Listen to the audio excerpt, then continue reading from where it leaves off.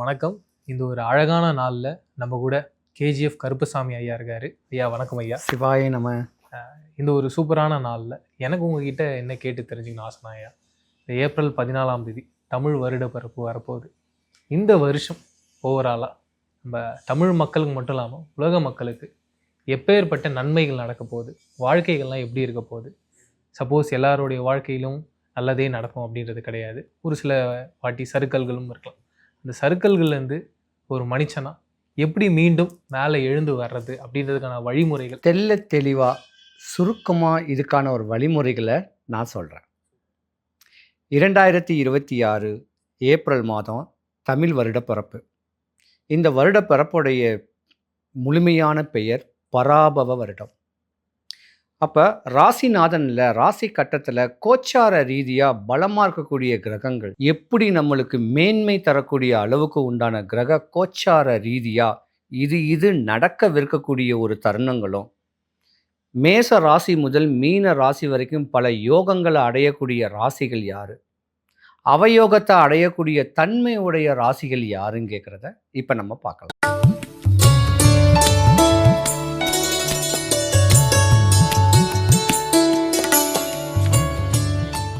Sir, மேஷ ராசிக்கு இந்த பராபவ வருடம் எப்படி இருக்க போகுது சொல்கிறேன்.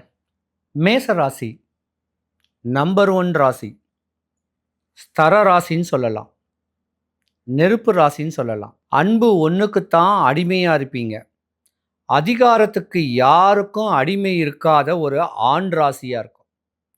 பெண்ணாக பிறந்திருந்தீங்கன்னா இந்த முதுகுத்தண்டு ஆணுக்குடைய முதுகுத்தண்டு. கல்லு மண்ணு சுமந்தாது தன்னுடைய குடும்பத்தையும் தன்னுடைய கணவரையும் காக்கக்கூடிய அற்புதமான ஒரு ராசிக்காரங்க இந்த மேச ராசிக்காரங்க. 2026க்கு முன்ன சனி பகவானுடைய பெயர்ச்சி விரய சனியாக தான் உங்களுக்கு இருக்குது. இருந்திருந்தா கூட இந்த வருடம் 2 பெயர்ச்சி இருக்கு. குரு பெயர்ச்சி இருக்கு, ராகு கேது பெயர்ச்சி இருக்கு. இந்த 2 பெயர்ச்சியுமே உங்களுக்கு யோகத்தை கொடுக்க போகுது. அது இல்லாமல் மேச ராசியில் சுக்கிர பகவான் இந்த வருஷம் ஆரம்பத்திலேயே பலனாக இருக்கார். அப்போ சுக்கிர பகவான் உங்கள் ராசியில் இருக்கிறனால படிக்கிற குழந்தைங்க, பண்புள்ள ஒரு குழந்தைங்க, டாக்டரேட் படிக்கணும்னு சொல்லக்கூடிய ஆசையுடைய குழந்தைங்க 100க்கு 100 டாக்டர் சம்மந்தப்பட்ட படிப்பு படிப்பாங்க. அதிகார தோரணையாக காவல்துறையில் வேலை பார்க்கக்கூடிய ஒரு அமைப்பு உடையவர்களும் இப்படி யோகங்கள் இருக்கக்கூடிய தன்மையில் படிப்பில் சிறந்து விளங்கக்கூடிய நேரம் படிக்கிற குழந்தைங்களுக்கு 100க்கு 100 நல்ல வேலை வாய்ப்பும் அமைய போகுது. ஐயா, மேஷ ராசியில் ஏன் விரய சனி பகவான் வராரு? அவர் வர்றதுனால இவங்க வாழ்க்கையில் என்னென்ன மாற்றங்கள்லாம் ஏற்படும்? பொதுவாக மேச ராசியில் விரயத்தில் சனி பகவான் வராரா இருந்தால் கூட ராசிக்கு 11ஆவது வீட்டில் ராகு பகவான் இவங்க ஜாதகத்தில் பலமாகவே இருக்கார். விரய சனினா ஒன்றும் பயப்பட வேண்டாம். கார் வண்டி வாங்க போகிறீங்க, பெரிய பில்டிங் கட்ட போகிறீங்க, கல்யாண காட்சிகள் நடக்க போகுது, காதணி விழா நடக்க போகுது, தன்னுடைய தம்பிக்கோ அண்ணனுக்கோ இல்லை ஜாதகரானுடைய உங்களுக்கோ கல்யாணங்கள் நடக்க போகிறதா இருந்தால் கடன் வாங்கித்தானே கல்யாணம் காட்சிக்கு இது ஒன்று பண்ணுவீங்க. ஒரு கார் வாங்கினா மொத்த காசு கொடுத்து கார் வாங்குவீங்களா? 99% முடியாது. சரியா? அப்போ அந்த காசு பணத்தை விரயம் சுப விரயமாக பண்ணுறீங்க. இதுதான் விரய சனி. ஆனால் இந்த ஜாதகம் உல்டாவா போச்சுன்னா என்ன ஆகும்னா 45 வயசுலேருந்து 55 வயதுக்கு மேலே இருக்கக்கூடிய மேச ராசியில் உள்ள பெண்களுடைய கணவர்மார்கள், நல்லா புரிஞ்சுக்குங்க, மேச ராசியில் உள்ள பெண்களுடைய கணவர்மார்களுக்கு நீ நோய்க்கு விரயம் பண்ணுவ. ஒரு பொண்ணுக்கு தான் ராகு தோஷம், கேது தோஷம், செவ்வாய் தோஷம். ஆண்களுக்கு ஒரே ஒரு தோஷம்தான் கலத்திர தோஷம்னு சொல்லக்கூடிய சுக்கிர தோஷம். அப்ப சிறு வயசுல சுக்கிரன் கெட்டு போச்சுன்னா உங்களுக்கு திருமணங்கள் நடக்கிறதுக்கு கால தாமதமாகும். நடக்கக்கூடாதுன்னு சொல்லக்கூடாது, கால தாமதமாகும். அப்படி கால தாமதமான மேசராசி ஆண்களுக்கு திருமண ஏற்பாடுகள் வரக்கூடிய தருணம் இந்த 2026 சுப நிகழ்ச்சிகள் நடக்க போகுது. அதே போல ஒரு 30 வயசு தாண்டின மேசராசி ஆண்கள் அரசியலில் பிரவேசமாகணும், ஆன்மீகத்துறையில் பிரவேசமாகணும்னு சொல்லக்கூடிய ஆசைகள் உடையவர்களுக்கு இந்த வருஷம் யோகம்தான். ஏன்னா குரு பகவான் மிதுன ராசியில புதன் பகவானோட நட்பு கிரகத்துல இருக்கிறனால ஆன்மீக தோரணையை பிடிச்சிக்கிட்டு இருந்தீங்கன்னா 45 வயசுல இருந்து 55 வயசுல வரக்கூடிய உங்களுக்கு வரக்கூடிய உடல் நலக் குறைவு, விரயம். சனி பகவான் எங்க விரயம் கொடுக்காரு? விரய சனியில நோய்க்கு உங்க காசை விரயம் கொடுக்காரு.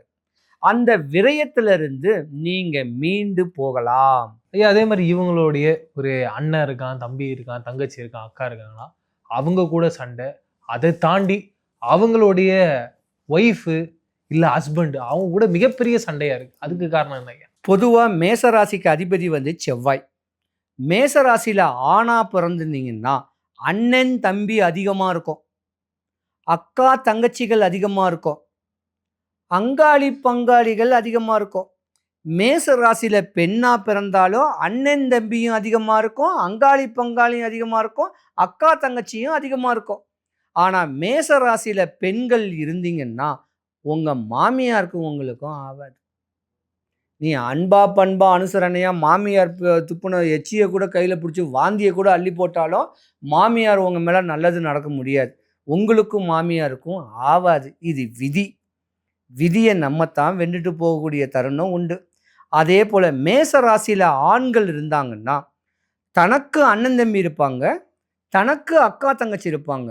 தன்னை கெட்டிக்கக்கூடிய பெண்ணு மனைவிய இவங்களுடைய பேச்சை கேட்டு மனைவிக்கு துரோகம் பண்ணுவாங்க. இவங்க பேச்சை கேட்பாங்க, மனைவி பேச்சை கேட்க மாட்டாங்க. அப்ப மனைவிக்கும் கணவனுக்கும் இதுதான் இடையூறல். இந்த சண்டைனால தான் பிரிஞ்சு போவாங்க. அப்ப நீங்க வழிபடக்கூடிய தெய்வம் முருகக்கடவுள். எம்பெருமான் முருகக்கடவுளை கிச்சின்னு பிடிச்சிக்குங்க. ஒரு சஷ்டி, ஒரு கிருத்திகை, இல்லை செவ்வாய்க்கிழமையில இப்படியா மற்ற நேரத்தை பிடிச்சிக்குங்க. இல்லை டைம் கிடைச்சா வல்லக்கோட்டை முருகன் கோயிலுக்கு போயிட்டு வாங்க, குறையில்லாமல் இருப்பீங்க. இப்படி மேன்மை வரக்கூடிய ஒரு ராசி மேசராசி. பயம் வேண்டாம் மேசராசி அன்பர்கள். விரயசனினால வேற ஏதாவது ஒரு விரயமாகுமோ, வேற எங்கேயாவது நஷ்டம் ஆயிடும்னு சொல்லக்கூடிய ஆதங்கங்கள் ஆசைகள்லாம் உங்களுக்கு நல்லபடியாகவே நடக்கக்கூடிய தருணம் வரப்போகுது. ஆக மொத்தம் மேசராசிக்குள்ள ஆண்களுக்கு யோகம். பெண் குழந்தைகள் மட்டும்தான் கவனமாக நீங்கள் இருக்கணும். ஏன்னா உங்களுக்கும் உங்கள் மாமியாருக்கும் ஆகாது. மாமியார் வாமிட் எடுத்தா கூட அள்ளி போடக்கூடிய தன்மை உடையவங்க நீங்க. ஆனா உங்களை எதிரியா பார்க்கக்கூடிய தருணம் இந்த வருஷமும் உண்டு. அதனால கவன சிதைவை ஏற்படுத்திக்காதீங்க. தேவையில்லாம அடுத்தவங்களுடைய வாக்குல வாயில விழாம தான் வேலை, தான் கணவர், தான் பிள்ளைங்க, தன்னுடைய வேலை, இப்படியாம்பட்ட ஒரு தருணத்தையும் மேற்கொண்டுக்கிட்டு பொருள் ஆதாரம், அதாவது வீணான விரயங்கள் பண்ணாதீங்க. இப்படி யோகங்களோட இருந்து தான் கணவன் மனைவி பிள்ளைகளோட அனுசரணையான ஒரு வாழ்க்கை வாழ்ந்து இந்த 2026 பொன்னான வருஷத்தை பொன்னான நாட்களாய் இருந்து வீணா விரயம் பண்ணாம சேமிப்போட சிக்கனத்தோட வாழ்ந்து வந்தீங்கன்னா இந்த வருஷத்தை நீங்க பீட் பண்ணலாம். இந்த 2026 பராபவ வருடம் அப்படின்னு சொல்றாங்க. இந்த பராபவ வருடம் மக்களுக்கு எப்பேற்பட்ட நன்மைகளை தரப்போகுது, கொஞ்சம் எப்படி வாட்டி வதக்க போகுது, அப்படி இருக்கும் சூழ்நிலையில மக்கள் என்ன மாதிரியான பரிகாரங்கள் செஞ்சு அவங்க வாழ்க்கையில மறுபடியும் மேம்படலாம்? இந்த பராபவ வருடம் கேட்டு ஒரு 20 முறை நம்ம உச்சரிச்சா பாவ வருடம் கேட்கக்கூடிய தன்மை தான் வரும். அப்ப மேச ராசி முதல் மீன ராசி வரைக்கும் ஒரு ராசிக்காரர்களும் இந்த வருஷம் இடையூறுல அடையணும் கேட்கறது விதியும் கூட. எப்படி இடையூறுல அடைவோம்னா, ஒரு உதாரணத்துக்கு காலத்தின் இறுதியில இந்த வருடத்துக்கு ஆரம்பத்திலேயே கேஸ் தட்டுப்பாடு வந்துச்சு. உலக நாடுகளில் வரக்கூடிய பிரச்சனைகளில் கேஸ் தட்டுப்பாடு. அதிலிருந்து நம்மளை சமாளிச்சுக்கிறதுக்கு என்ன பண்ணணும்? அதே போல் விரயங்கள் நிறைய ஆகும். பண விரயங்கள் ஆகும், பொருளாதாரம் பொருள் விரயமாகும், நோய்க்கு விரயமாகும், படிப்பு செலவுக்கு விரயமாகும், இன்னும் பல விரயங்களை தான் நிறையா கொடுக்கும். ஆடம்பர வாழ்க்கை வாழணும்னு கேட்கக்கூடிய ஆசைகளோடு இருந்தீங்கன்னா இந்த வருஷம் ஆகாது. முடிஞ்ச அளவுக்கு சிக்கனத்தோட வாழ பார்க்கணும். இந்த 12 ராசிகளுக்கான பலன்கள் என்னன்றதை பார்த்தோம், அதுக்கான பரிகாரங்களை பார்த்தோம். இந்த 2026 எல்லாருக்குமே ரொம்ப சந்தோஷமா ஐயா சொன்ன மாதிரி இந்த ட்ரை குலாப் ஜாமுன் சாப்பிடும் போது மனசு மட்டும் இல்லாமல் ரொம்ப ஒரு மாதிரி திருப்தியாக இருக்கும் ஐயா. அப்பேற்பட்ட ஒரு வாழ்க்கையை எல்லாரும் வாழணுன்றதா வாழணும். என்னோட ஆசையாகவும் இருக்குது, உங்களோட ஆசையாகவும் இருக்குது. இதுக்கப்புறம் எல்லாரோட ஆசையாகவும் அது இருக்குன்றத நான் நம்புகிறேன், நடக்கணும்னு ஆசைப்பட்றேன். வேற ஒரு வீடியோவில் சந்திப்போம். நன்றி, வணக்கம் ஐயா. சிவாய நம.